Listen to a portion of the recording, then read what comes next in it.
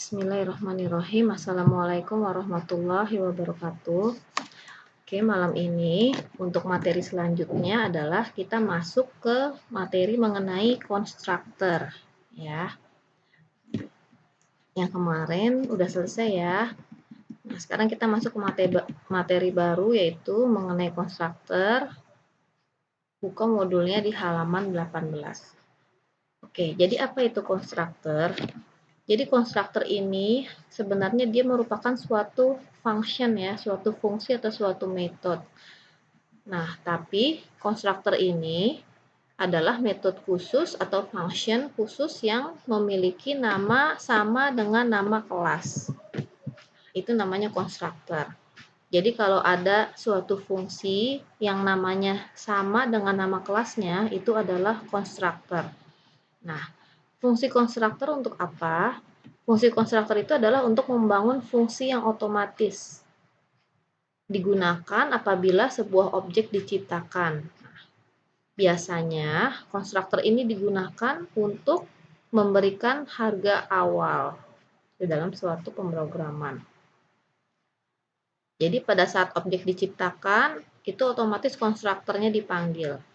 Nah, kita harus tahu nih, ciri-ciri dari suatu konstruktor itu apa saja. Nah, di sini ada ciri-cirinya. Jadi konstruktor yang pertama yang harus kalian ingat bahwa konstruktor itu merupakan suatu fungsi ya, suatu fungsi, function atau metode. Nah, itu sama ya.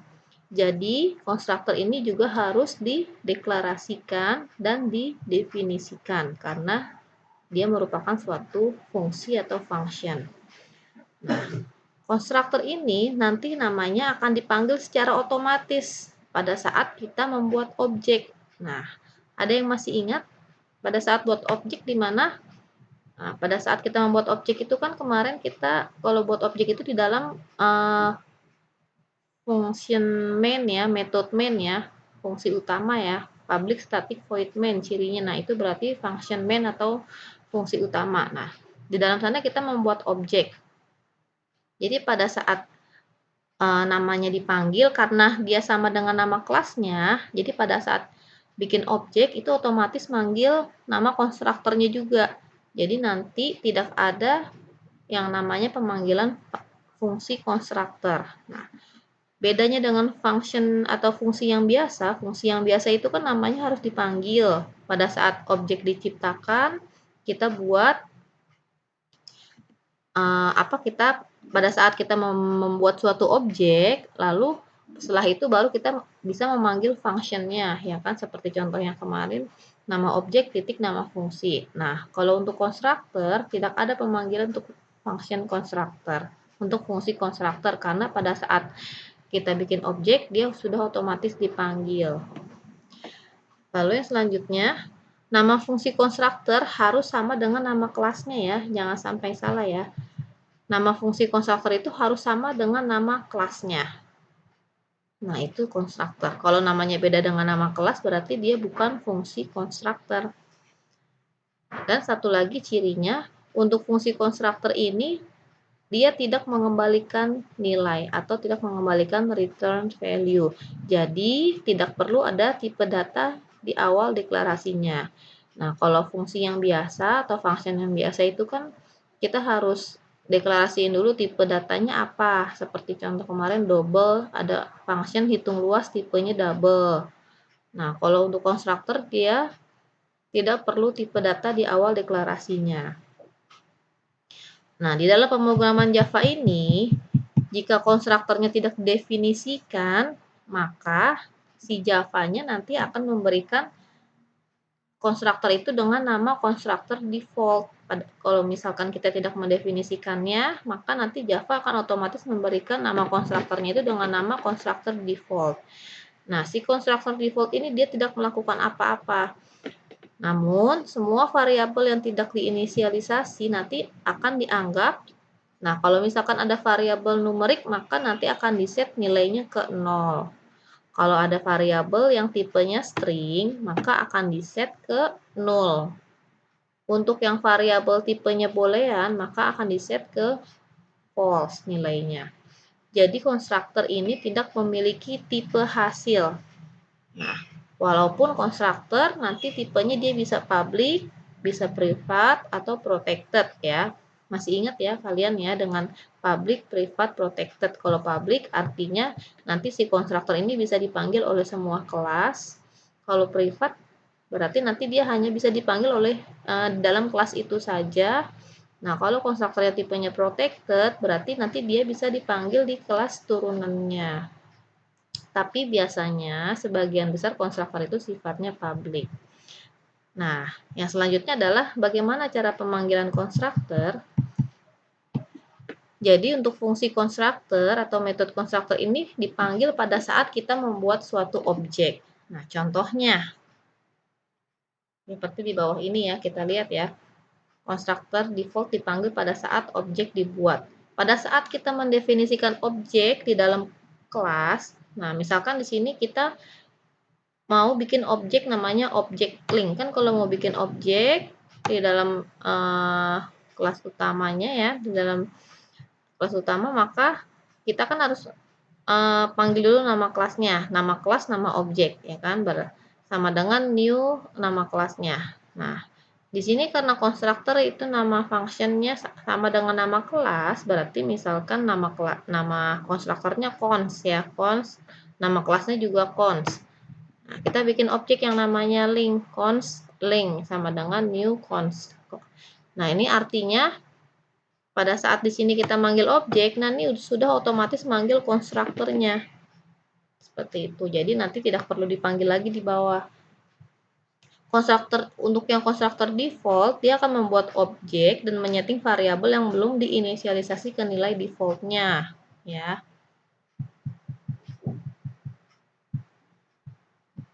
Misalkan nanti ada konstruktor default, ada variabel radius. Nah, itu pada saat dibuat objeknya dia akan menyeting si radius ke, kalau radius tipenya numerik maka akan disetting ke nilainya 0. Nah, di sini kita ada contohnya nih. Nanti kalian bisa coba contohnya, itu ada di contoh 321 ya, 3.2.1 ini contoh mengenai function atau fungsi konstruktor pada Java. Nah, di sini coba kalian perhatikan. Kelas cons, berarti di sini nama kelasnya adalah cons. Nah, jangan lupa nama filenya juga cons. Nah, nanti di sini kita buat konstruktor kelas. Nah, di sini cons, ini nama function konstruktornya sama dengan nama kelas. Ya kan? Karena nama kelasnya harus sama juga dengan nama filenya, berarti nama filenya cons juga di sini. Oke. Nah, di dalam kelas cons ini ada variabel P, radius, dan warna. Kalau P tipenya double, radius double, dan warna tipenya string. Lalu ada konstruktor. Nah, konstruktornya di sini kosong functionnya. Tidak ada isinya nih konstruktor kelas. Lalu ada lagi fungsi atau metode untuk menghitung luas lingkaran. Nah, ini bukan fungsi konstruktor ya. Ini nama functionnya adalah hitung luas. Tipenya double. Nah, ini tadi yang telah Ibu jelaskan di atas bahwa untuk function konstruktor dia tidak mempunyai tipe data. Nah, jadi tulis aja nama functionnya cons. Nama fungsi konstruktornya maksudnya. Misalnya ini cons. Nah, kalau yang ini hitung luas kan bukan fungsi konstruktor. Berarti dia mempunyai tipe data karena mengembalikan nilai. Nah, dia tipenya adalah double. Isinya adalah perhitungan dari hitung luas lingkaran yaitu Pi kali radius kali radius. Return adalah untuk mengembalikan nilai. Public static void main. Nah, ini adalah metode atau function utamanya. Nah, function utamanya itu cirinya adalah di sini ada keywordnya yaitu public static void main. Nah, ini artinya bahwa di dalam public static void main ini adalah function utamanya ya. Yang kalian harus ingat, nah function utamanya di sini. Jadi nanti pada saat Java-nya di-compile itu dia akan membaca barisan coding program yang ada di dalam function utamanya, yang ada di dalam metode utama yaitu di dalam public static void main. Nah, di dalam function utama atau metode utama ini kita membuat objek. Nah, membuat objek. karena tadi nama kelasnya adalah cons, ya kan? Pada saat buat objek kan kita harus sebutin dulu nama kelasnya cons, terus nama objeknya link. Nah, pada saat kita membuat objek di sini, cons link sama dengan new cons. Nah, pada saat kita buat objek di sini, otomatis fungsi konstruktornya juga dipanggil seperti itu. Nah, ini makanya tadi dijelaskan bahwa fungsi konstruktor itu sudah otomatis dipanggil pada saat kita membuat suatu objek. Nah, itu maksudnya adalah seperti ini. Nah, setelah kita membuat suatu objek, yaitu objek link, nah di sini otomatis fungsi konstruktornya juga dipanggil. Nah, lalu kita perintah selanjutnya di dalam fungsi utama ini adalah untuk menampilkan luas dari suatu objek. Nah, ini yang double slash ini adalah untuk memberikan remark atau komentar ya. Jadi nanti baris ini tidak akan dibaca oleh si Java gitu. Nah, yang selanjutnya kita akan mencetak luas lingkarannya. Luas lingkarannya tadi kan kita ngambil nilainya perhitungannya dari metode hitung luas. Nah, metode hitung luas ini kan bukan function constructor. Berarti harus dipanggil. Nah, kalau mau manggil function atau fungsi, berarti kita harus panggil objeknya dulu. Luas lingkaran didapat dari metode hitung luas. Nah, kita harus panggil dulu objeknya, yaitu objeknya kan tadi namanya link ya. Link titik hitung luas. Seperti itu. Jangan lupa, karena dia function harus pakai kurung buka, kurung tutup. Terus kurung tutup lagi, titik koma. Setelah itu kita cetak warnanya. Warna lingkaran kita ngambil dari variabel apa? Dari variabel warna. Oke, link titik warna. Tapi kan di sini kita tidak memberikan nilai ya untuk variabel radius dan variabel warna. Jadi nanti pada saat dijalankan programnya ini nilai dari hitung luas dan warnanya ini nanti dia akan 0 dan warna itu akan di-set ke 0 karena di sini tidak diinisialisasikan nilainya untuk variabel radius dan variabel warna. Oke, nanti untuk praktek pemrogramannya akan ada di video yang satu lagi ya. Nah, ini contoh yang 321. Nah, yang selanjutnya adalah konstruktor dengan argumen, contoh 322. Nah, konstruktor dengan argumen artinya bahwa di dalam fungsi konstruktornya itu kita bisa memberikan suatu nilai atau parameter. Nah, contohnya di sini kita bikin function konstruktor itu namanya konstruktor argumen. Nah, berarti nama kelasnya juga cons argumen. Nah, nama filenya karena harus sama dengan nama kelas, berarti nama filenya juga cons argumen titik Java. Seperti itu. Nah, di dalam kelas cons argumen ini tadi masih sama ya programnya, yaitu untuk menghitung luas lingkaran, tapi bedanya konstruktor yang di sini adalah dengan argumen. Kalau yang di atas tadi tidak dengan argumen atau parameter. Nah, di sini sama deklarasi variabelnya ada pi, radius, dan warna. Hanya bedanya di sini konstruktor kelasnya itu konstruktor argumennya ada kita kasih argumen yaitu R untuk radius dan W untuk warna. R kita kasih tipe double dan warna W kita kasih tipe data string. Lalu di sini juga ada metode hitung luas sama seperti tadi, tipenya double. Nah, tipenya double jadi dia mengembalikan nilai. Kita harus kasih return pi kali radius kali radius. Nah, lalu function utamanya public static void main. Nah, pertama tadi kita bikin objeknya dulu ya. Bikin objeknya dulu. Di sini objeknya sama nih namanya link atau mau diganti terserah boleh. Nih penamaan objeknya terserah kalian ya, bebas. Boleh lingkaran, link atau apa terserah. Nah, ini link sama kayak tadi. Nah, di sini kan kalau mau bikin objek kita harus deklarasikan dulu ya kan kelasnya apa, nama kelasnya. Nama kelasnya cons argumen. Karena di sini nama kelas ada fungsi konstruktor, cons argumen juga sama dengan nama kelas. Jadi pada saat kita buat objek link ini otomatis function konstruktornya juga dipanggil. Cons argumen, link, kita buat objek yang namanya link sama dengan new cons argumen. Nah, di sini kita panggil fungsi konstruktornya juga, yaitu si cons argumen. Karena di sini konstruktornya yaitu dengan menggunakan argumen atau parameter. Argumen itu artinya kita memberikan nilai ya atau parameter ke dalam function tersebut. Nah, tadi kan deklarasinya seperti ini ya. Cons argumen dalam kurung double R, string W. Berarti R itu untuk radiusnya, W untuk warnanya. Berarti kita harus kasih nilai nih. R nilainya kita kasih nilai 10 dan W warnanya kita kasih nilai merah. Karena dia tipenya string, berarti kita harus kasih tanda petik. Diapit tanda petik 2 di kiri kanannya. Nah, ini dengan argumen seperti itu, artinya kita memberikan nilai atau parameter di dalam fungsinya. Tapi di sini fungsi konstruktor. Setelah itu kita tampilkan luasnya, luas lingkarannya. Nah, luas lingkaran kan tadi dari metode hitung luas. Berarti kita harus panggil dulu nama objeknya, yaitu objek link titik hitung luas. Sama seperti tadi cara pemanggilannya. Lalu untuk warnanya juga diambil dari variabel warna. Link titik warna. Seperti itu. Sama. Nah, selesai. Nah, nanti silahkan kalian coba.